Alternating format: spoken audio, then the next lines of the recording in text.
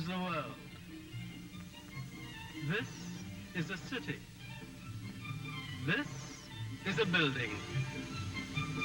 This is a store.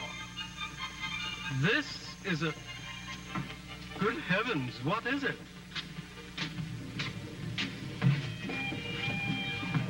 Oh, but of course, this is Buster Keaton, out of this world.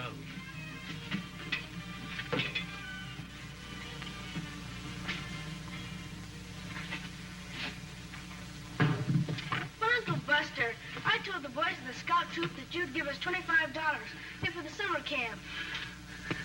I know. If I hadn't have broke that front window last week and had to pay for that. Oh, I know it ain't that kind of the money, Uncle Buster. But I told the boys that you were a millionaire, like you told me. Well, don't worry. We will get it some way.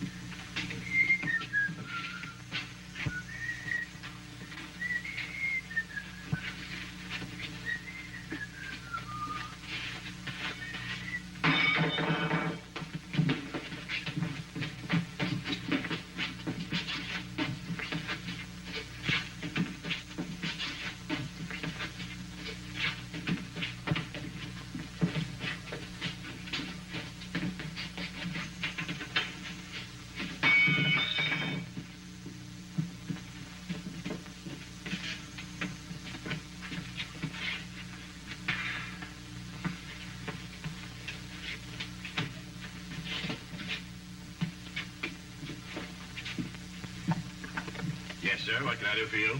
Oh, I'm going on a fishing trip, and I'll need some equipment. Yes, sir. The gentleman would like some fishing equipment. Oh, you have flies. I hadn't noticed any. Fishing flies, you fool. Oh, yes, we have a beautiful assortment. I'll also need a fishing pole. Oh, pole. Have you seen our new plastic? Oh, I got one here I demonstrate with us. Look. This is the last word. Just look at that whip on that. Now watch. See? It's guaranteed.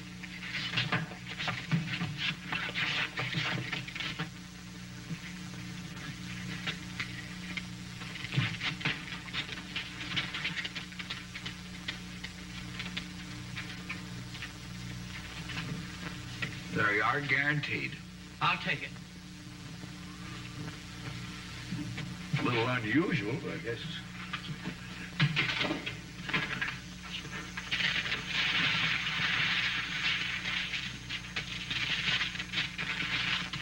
Where do you intend to go fishing? You know, I know it's Dandy's place. It's up around June Lake. We were up there last year, and we had more luck. Not the fish, you fool, the pole. Oh, the pole. I'll do it right this time, now.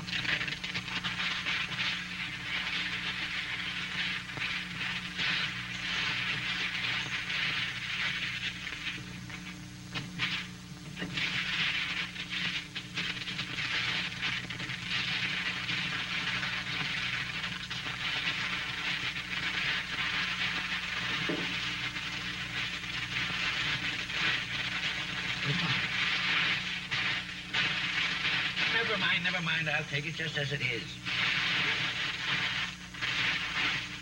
You're camping out, sir?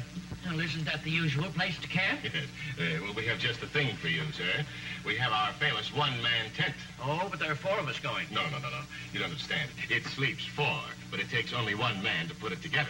Why, only last week we had a 75-year-old lady from Pasadena who put it together in just 20 seconds. Any moron can do it. Prove it.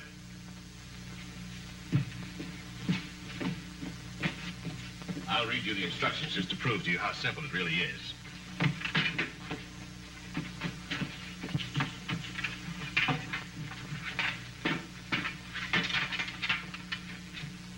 There, number 1. Sink the pole 6 inches into the ground.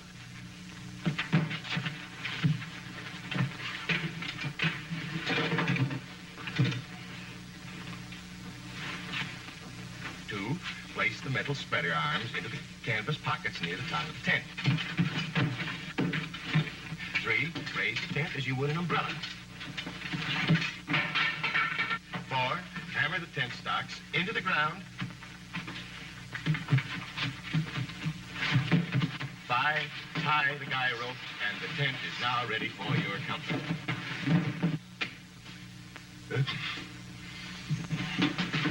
Get out of there.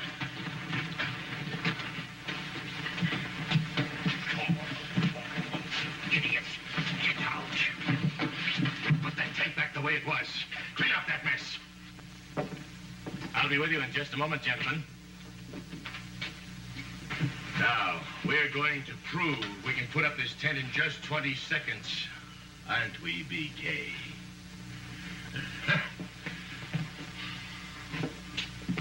We're demonstrating a one-man tent. Would you care to watch? By Jove, rather. What? Set. How do you do?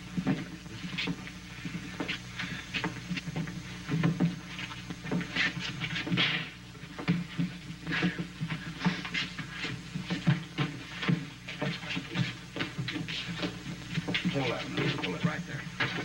Excuse me. Here. Get a good hold on that now. Here. You get all that in. Come here. Get down in there. Now, get ready.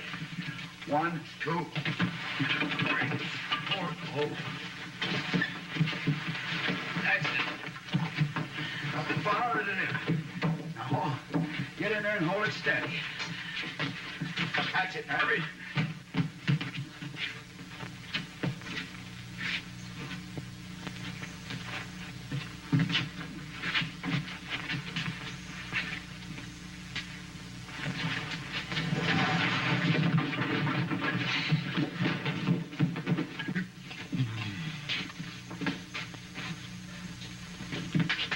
You've ruined a perfectly good customer. Well, it may not be as bad as you think. Here, now, take your time now. Now, get up. Come on, I'll help you. Get up. Oh, it's a dummy, you idiot. Come here. Oh, excuse me. I forgot about that, Ben. I'll put him right back up there. You'd better. Oh.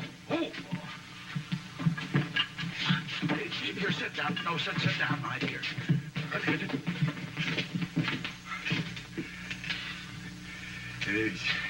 You'll be all right. You'll be all right. Don't worry. Hi, boys. I'm Bill Brown with the Times. I've been looking for you two all over town to get some publicity stills. I'll need individual pictures of Lord Blears and you, Great Scott. Sure, I'll take Bill. you first. Sure, Bill. Anything for my loyal public. Okay, stand right over here. Come on, pull them up. Yeah, that'll be fine. Yeah, swell.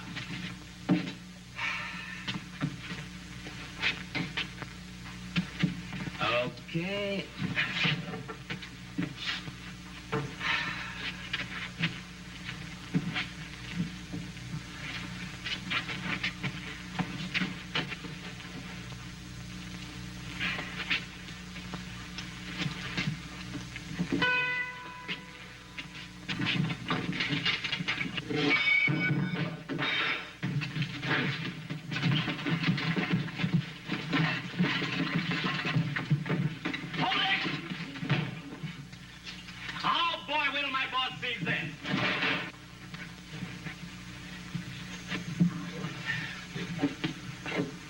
Who hit me? Who hit me? Great Scott, what happened?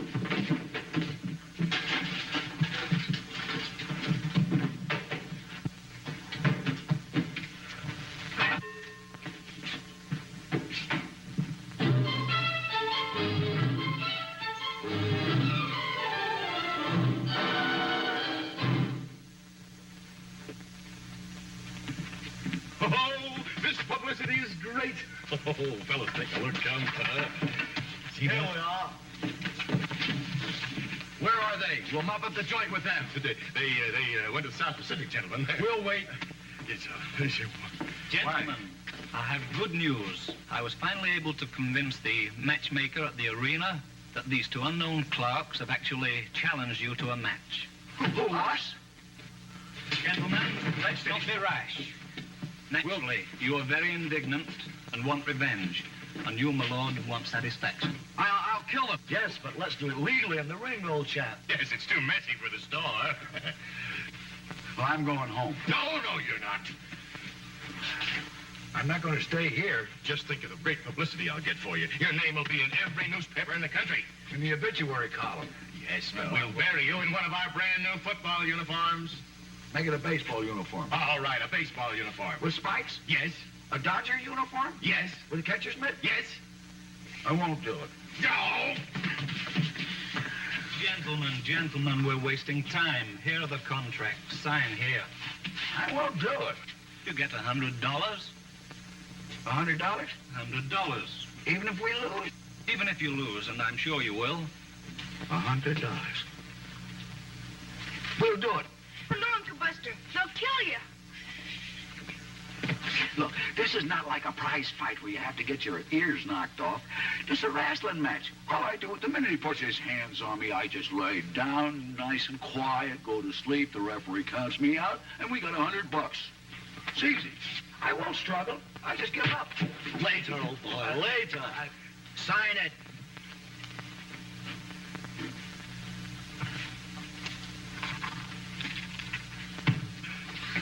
Well, I'll go on home now, and I'll see you. Gentlemen!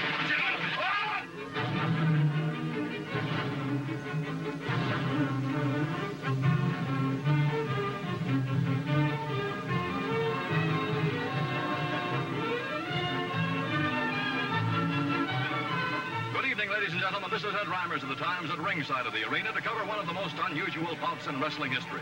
I'm referring, of course, to the widely publicized grudge tag team match tonight between the Great Scott and Lord Blears on one hand, who were taking on those two courageous clerks, Buster Keaton and Slugger Jones.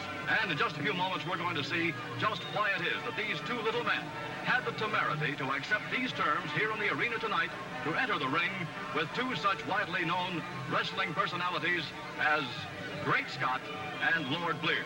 Do these little men have a secret hold? Do they have a secret weapon of some sort? In just a few moments, when they enter the ring, we'll find out the why of tonight. There's a tremendous crowd gathered here in the arena tonight. In the meantime, we're expecting momentarily the advance guard of Great Scott and Lord Blears tonight. Yes, as expected, here's Captain Holmes and Great Scott. Rather than being seconded by a man Friday, Great Scott seems to have made certainly, if not a better choice, a more charming one at least. Yes, they're climbing into the ring now, and they're getting all ready. The plush carpets are going to be rolled out a little later. These two may be expecting dirty work tonight in some sense and are doing everything to prevent it. Captain Holmes is dusting off the Louis XV chairs. Guitars, cans, well, he's dusting them off, whatever. The young lady, Great Scott's all-girl second, is going to work with a squirt gun, a flit gun, and making sure that all the ropes, Captain Holmes is brushing off a little of the dust. If germ warfare might be one of the Keaton-Jones combination secret weapons, it certainly will avail them very little tonight. And now we may be expecting the arrival of their majesties. The red plush carpets are being rolled out, and any minute now, we will have the arrival of Lord Blears and Great Scott.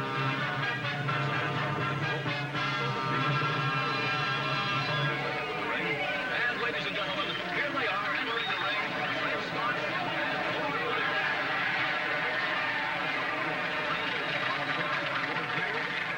Now they're about to enter the ring, as they do, both at the same time. And they walk across on the red plush carpets. They got it because the couple of the thousands of people gathered here in the arena tonight. Ladies and gentlemen, after bowing to the crowd, they bow to each other. Then prepare to cross over to their corner. And there, Lord Blears and Great Scott seat themselves to await the arrival of their opponents in this tag team match tonight. And now here comes the advance.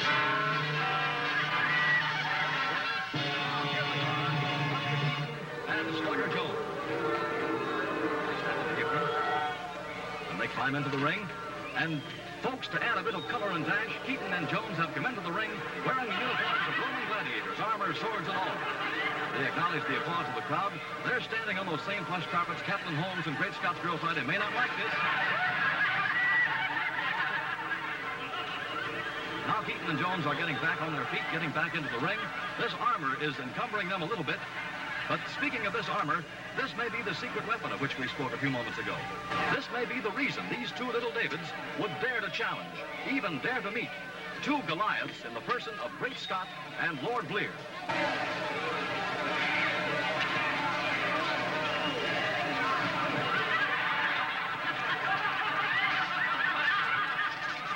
And now Lord Blears and Great Scott are being served tea in their corner. And now Great Scott gets up to leave for just a moment. But Lord Blears is not going to be alone for very long. Buster Keaton comes wandering over into the corner to see what's going on. He's looking over Captain Holmes' shoulder as Captain Holmes serves Lord Blears his tea. And now, he's going even further, friends.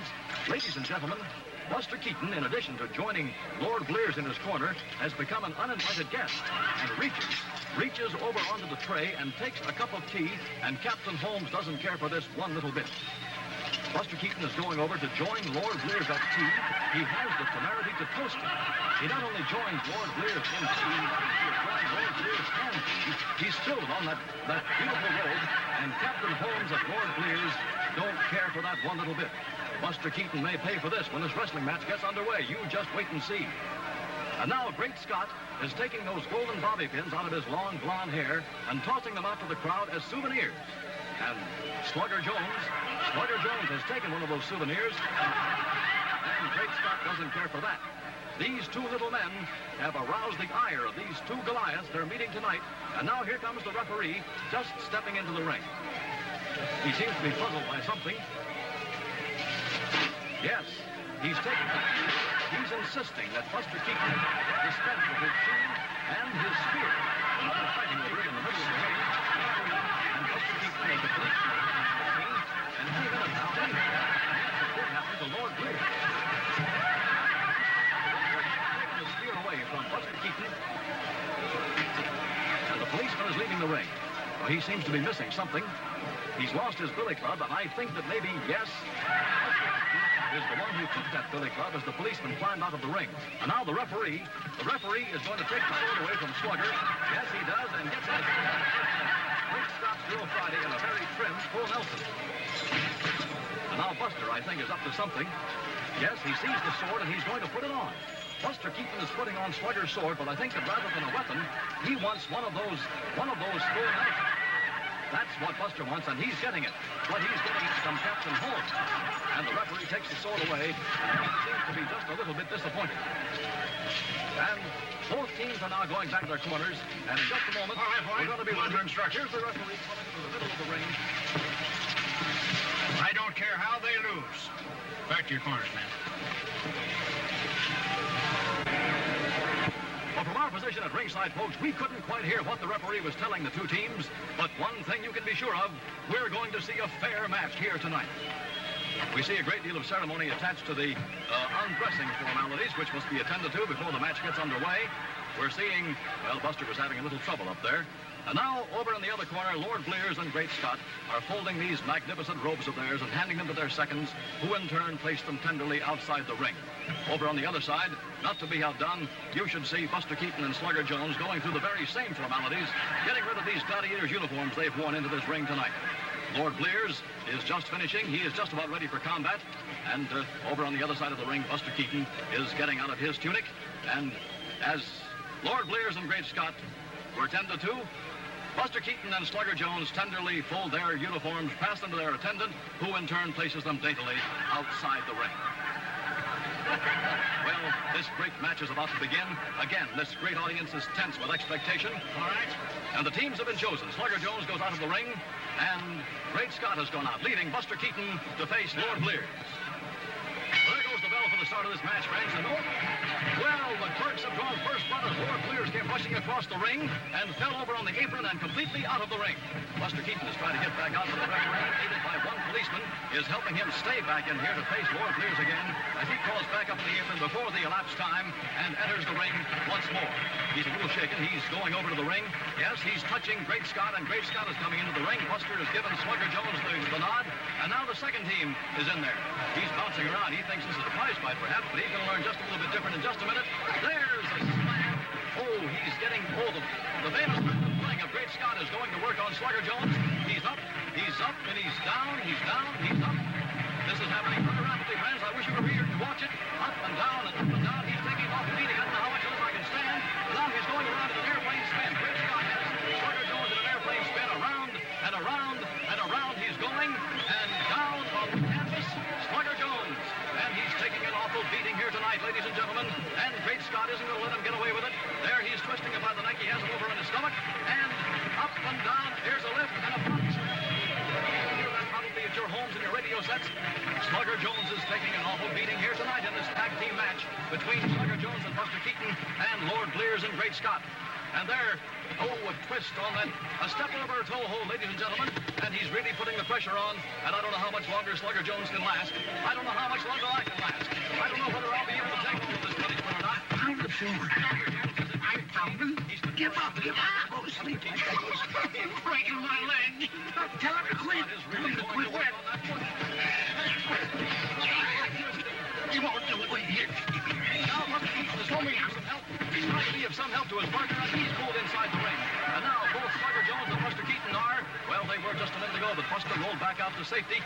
And Slugger Jones now is out on the apron, holding his leg, and certainly deservedly so. He was taking a tremendous beating in there just now at the hands of Great Scott. Now the tag is on, and Buster Keaton is going back in to see what he can do. Now he's stalking Great Scott, but Great Scott in turn is stalking him. Buster can't seem to find him, but Great Scott knows every minute just where Buster Keaton is. He turns around and finds him, and now he's outside the ring. Buster comes up to the ropes, ladies and gentlemen, and tags Slugger Jones. And Slugger Jones has passed out. Has Buster used the secret weapon on the wrong man? Buster Keaton is inside the ring, out of a choice of his own, but Great Scott is after Buster Keaton, and he's taking the same kind of a beating that Slugger Jones was a moment ago. He's up. And there's the bell at the end of round one. Bell. Round one. But they don't have bells in wrestling matches. Is everybody around here tonight crazy? I think even the referee is being a little bit disturbed by it. Wait a minute. Who rang that bell? You don't wrestle by the round. This is a 1-hour time limit. Now, come on, get out of here. Yes, there it is. The referee has ordered them both to come out and fight. Now Buster Keaton is trying to dodge around the ring. He's trying to get away from Great Scott. They're running around the ring. I don't know how much of this I can stand, ladies and gentlemen. They're running around and around. I can't even follow them. The tag is on. He's in. He's out. He's up. He's down. I can't take any more of this.